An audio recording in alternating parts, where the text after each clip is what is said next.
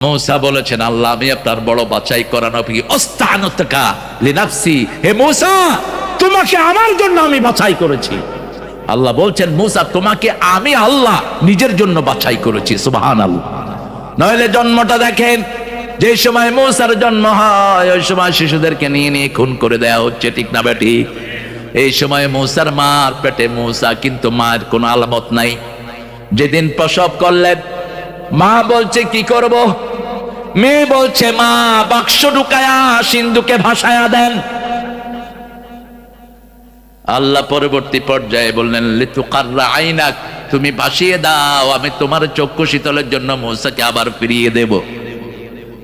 ভাসিয়ে দিল সিন্ধুকে, নীল দুলতে দুলতে বাক্স যাচ্ছে, পাশে পাশে যাচ্ছে বোন মরিয়ম। বোনের নাম কি? মরিয়ম। আস্তে আস্তে গেলেন, বোন দেখলো আসিয়া নদীর ঘাটে বসে বসে বাতাস খাচ্ছে, এই বাক্স গিয়ে সেখানে হাজির। আসিয়া বললেন, দেখো তো বাক্সটা কি?